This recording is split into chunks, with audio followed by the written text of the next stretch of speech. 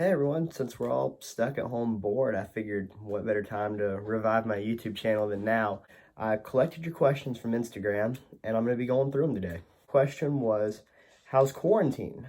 It's pretty boring. It's what you'd expect. I mean, been staying home trying to do my part. Been ordering our groceries in instead of going out to get them that we don't have to be in public and help spread all this. I've been going to parks to try to work out, but I'm probably going to stop doing that just because it's gotten crowded. The parks have been packed the last few days, which normally they're probably empty. I don't know. I don't normally work out in parks. I normally work out at the Toyota Performance Center, but we can't go there because we'd have more people there than the government wants us to. And it's important to not be spreading all this to protect the elderly, protect those with compromised immune systems. What's my favorite quarantine meal? So I'd probably have to go with my normal meal. I really like steaks. I'm a big red meat guy. Filet mignon, New York strip, good stuff. I mean, if you season that right, I mean, it's really hard to mess up a steak, honestly, unless you eat it any more done than medium well. I mean, I can deal with it medium well, but I like my stuff medium rare. It's got to be bloody. Um, I don't understand how people eat it well done. What workouts are you doing during this quarantine? Mainly just body weight stuff, to be honest, because I don't have access to a gym. They're all closed, and even if they were open, I wouldn't go to one because you just don't know during these uncertain times. But body weight stuff, cardio, running through the neighborhood, um, push ups, body weight, squat type stuff. I mean, it's still possible. I mean, there's plenty of tutorials on YouTube and stuff you can find on the internet that will help you if you're looking to get into working out over the quarantine. It's definitely possible. If you were stuck on a deserted island, this is the one that I thought about for a long time and still couldn't come up with anything. I'm gonna try to on the fly right here. Um, if you were stuck on a deserted island, what three things would you absolutely need? Man, okay, so I'd probably say, gosh,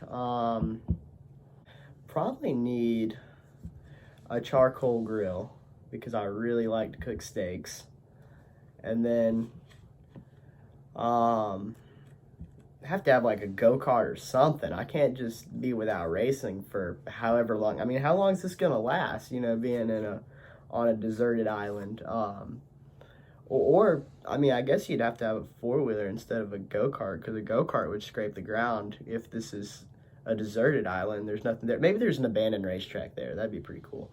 Um, and then my third item would probably be my phone, honestly, because that way I can keep in touch with you guys and let you guys know how it's going. Next question. What would you be doing in life if you weren't a race car driver? See, this one's actually tough as well because from the time I was 5 years old, that was all I wanted to do. You can ask my mom, you can ask anybody that's been around me that long. That's all I've ever wanted to do my entire life. So I was 5 years old. I was watching racing on TV with my grandpa, and I didn't even realize, that was the age where I realized that race car driving was even a thing. Like until then, I didn't know. I mean, I figured, yeah, you go to an ice cream place and race go karts.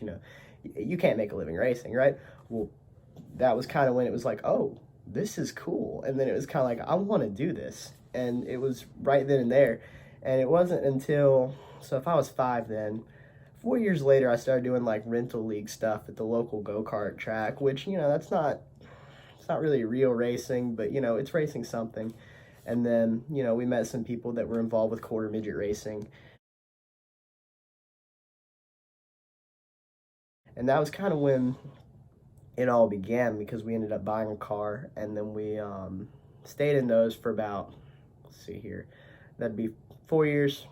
4 years we ran those, and I ended up racking up 115 wins and 20 different championships. So we wanted to move up. So then Forrest Reynolds was kind of getting into the whole driver development scene with Jared Irvin and a super late model, but he wanted to kind of he was a chassis builder, so he wanted to kind of he wanted to be in the late model stock world and to keep up cars that he built. So we ended up running limited for about a season and a half, and I ended up winning a race.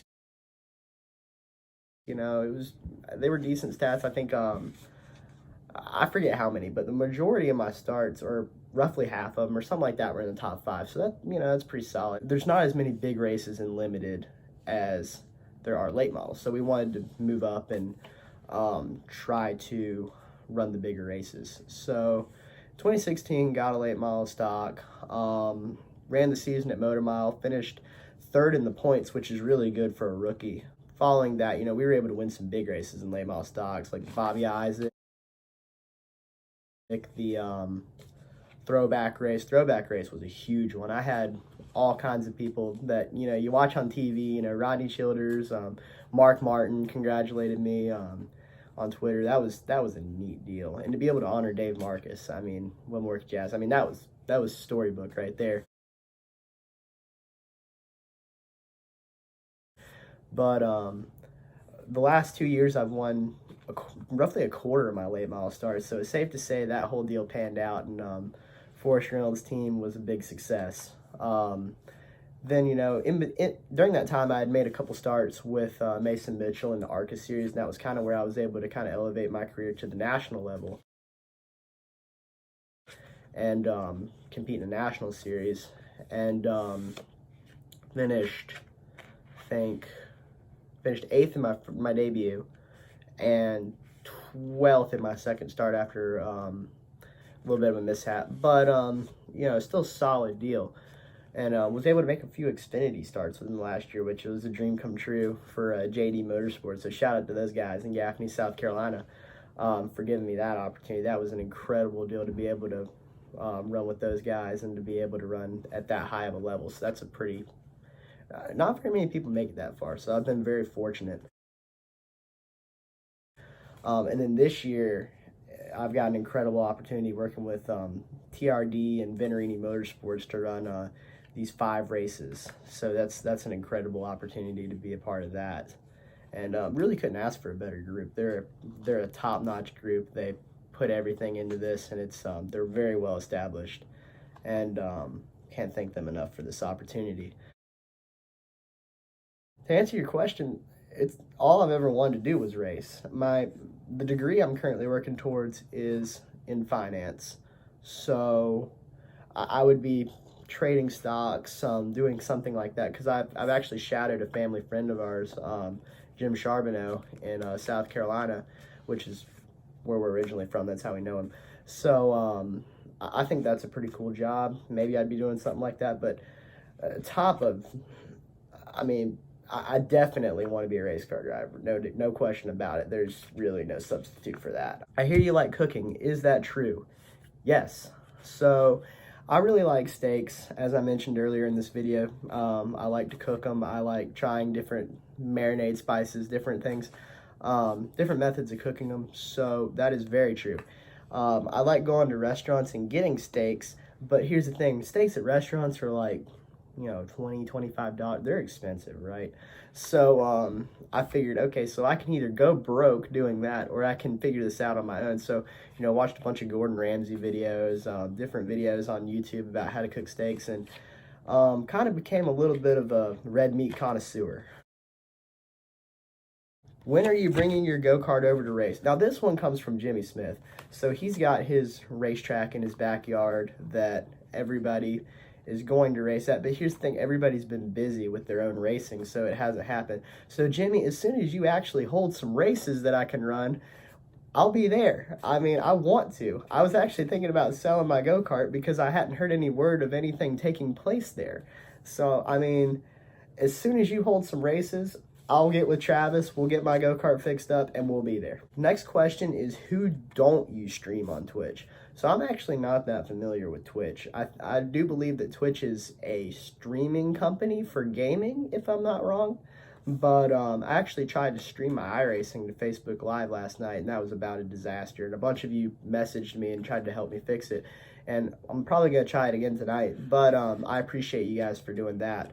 So I really don't know that much about Twitch or who's on there or the situation, so I really can't answer that question. What's the track you want to go to that you haven't been to yet? So, okay, a track I haven't raced on, but I've always looked up to. I've been to it, but was the track that I saw my very first NASCAR race at, Charlotte Motor Speedway. So I've raced there in a Bandolero many years back, 2014, but I've never actually driven on the big track. So this year I'm actually going to fulfill that dream because the bucket list race for me to win has always been the Coke 600. I just feel like that is the toughest race. It's the longest one. It's on a mile and a half. You don't win the Coke 600 on a fluke. You have truly earned it if you win that race. So that's kind of my end-all, be-all race that I want to win. But I'm really looking forward to living out that dream, running in the ARCA series at Charlotte this year. But one that I've never seen before that it's always kind of fascinated me is Irwindale.